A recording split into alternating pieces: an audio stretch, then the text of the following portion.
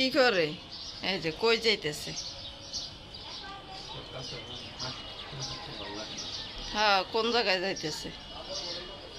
আয় আয় আয় আয় মিনি, আসো আসো আসো আসো, আয়। ওখানে গেছ কি জন্যে? হ্যাঁ,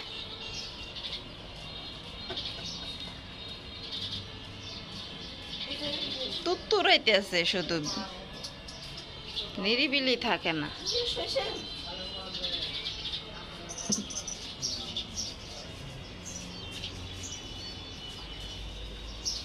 আসসালামু আলাইকুম, সবাই কেমন আছেন? আশা করি সবাই ভালো আছেন। আলহামদুলিল্লাহ, আমরাও ভালো আছি। চলে আসলাম আরও একটা নতুন ভিডিও নিয়ে আপনাদের মাঝে হাজির হলাম। আজকের ভিডিওটা সকাল 7টা থেকে স্টার্ট করছি।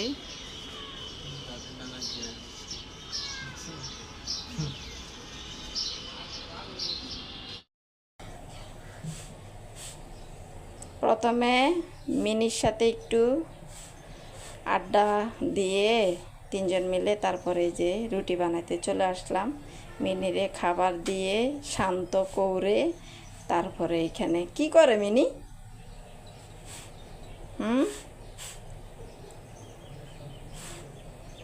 ও না, শোয়া ছিল, ওরা উঠাইছো কি জন্যে?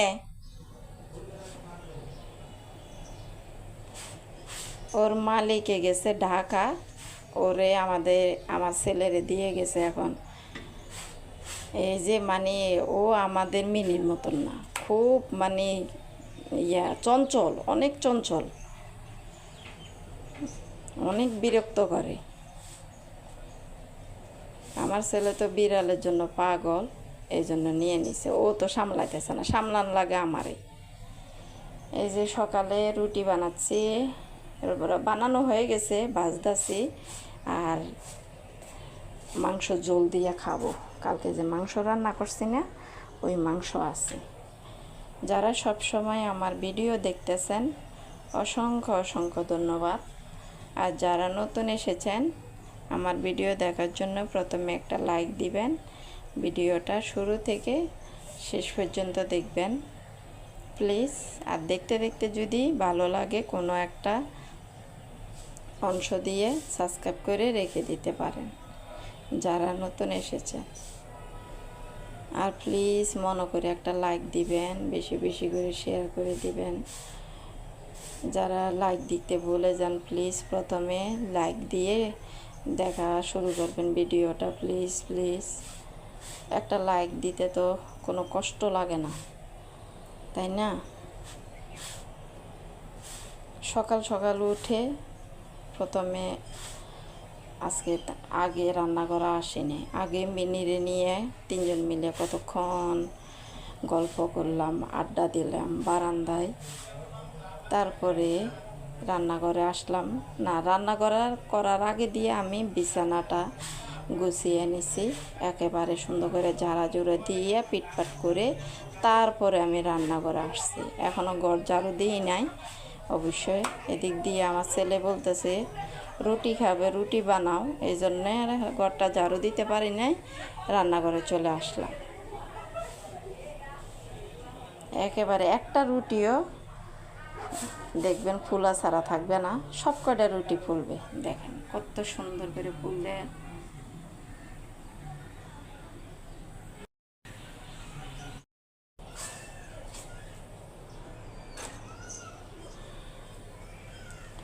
আরেকটা রুটি দিয়ে দিব এখন।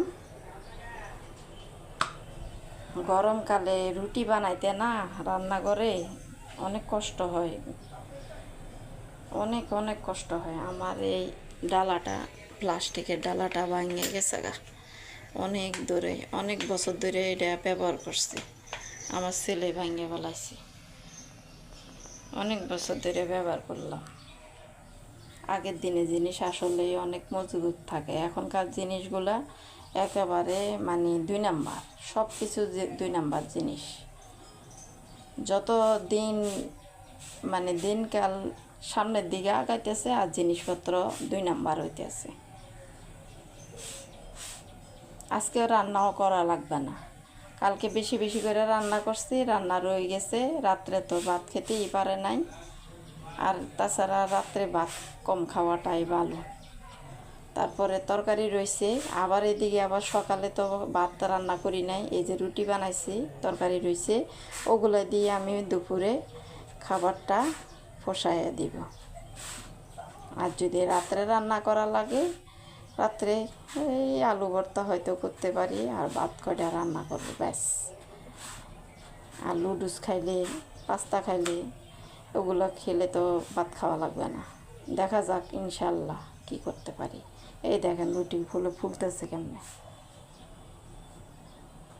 কি করতেছো তোমরা? এই যে দেখেন আমার ছেলে খেলতে আছে মিনির সাথে। এই যে সব কটা রুটি এভাবে আমি বেজে নেব। এই তো নাস্তাটা রেডি। ধরা নামাইস না ফাহিম।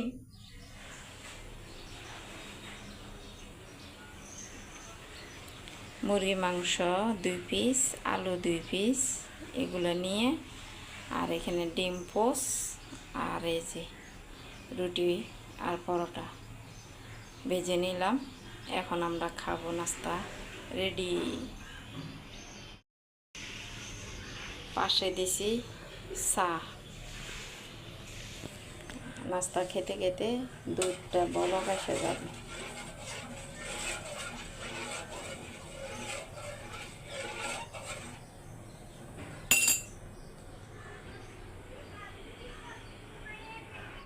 আমার হাজবেন্ড আসরের নামাজ পড়তেছে এখানে।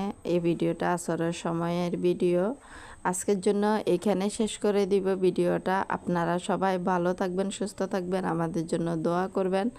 আসসালামু আলাইকুম, আল্লাহ হাফেজ। এখানে আমি আমার ছেলেকে ডাকতে ডাকতে বারান্দা দিয়ে গেলাম, দেখি বারান্দা দিয়ে দেখা যায় কিনা। আজকে দুপুরে কোনো রান্না বান্না করি নাই, রান্নার ভিডিও দেখাইনি, কি খাইছি সেটাও ভিডিও দেখাইনি, ভিডিও করি নাই। কারণ আমার আগের তরকারি ছিল, ওগুলা দিয়ে আমরা ভাত খেয়েছি। শুধু আমি দুপুরের জন্য ভাত রান্না করছি, এই জন্য আর কোনো ভিডিও করা লাগে নাই।